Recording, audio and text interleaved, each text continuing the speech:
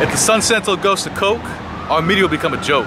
Back the Koch attack, we're gonna beat back the Koch attack, we're gonna beat back the Koch attack. We're calling attention to the impending sale of the Sun Sentinel along with 8 other daily newspapers owned by the Tribune Company that is potentially going to be sold to the radical right-wing Koch Brothers.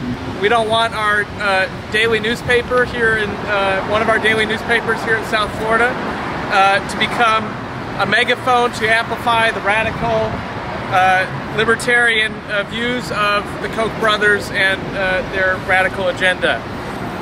We deserve in South Florida to have an independent, objective journalism that brings us the news that concerns all of us as Floridians.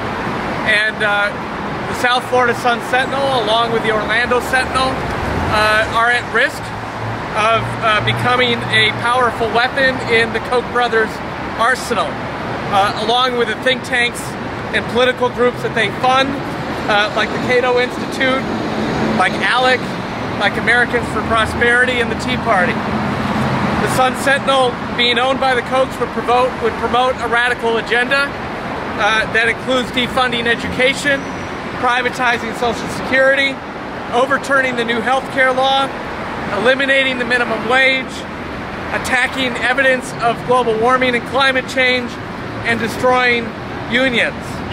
The people of Fort Lauderdale need an independent, objective source of daily news, not radical right-wing propaganda.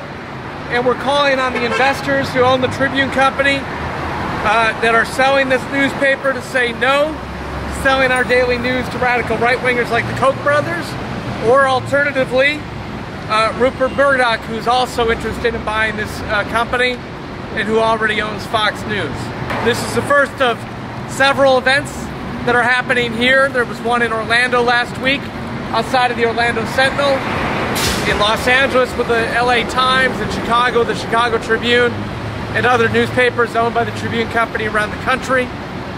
We expect this to grow because well-intentioned citizens are concerned about our newspapers and our journalists becoming tools in a right-wing agenda. So, my name's Larry Thorson. I live in Miami Beach. I've been here for about 15 years. I'm a retired reporter. I worked for the Associated Press as a foreign correspondent for a long time. I regard what's going on here as a threat to the freedom of the press that we need more than ever in this country. I live in Hollywood, just a couple miles away from here, and we definitely need a balanced newspaper in this community. We are being hit by cutbacks, by a denial of social services. Our schools are hurting, our hospitals are hurting, people are getting laid off, their pension funds are in danger. The last thing we need is a mouthpiece for forces that want to perpetuate these harmful attacks on our living standards. And the last thing we need also is a newspaper that's a mouthpiece for political forces that want to do away with the protections of our environment here in South Florida.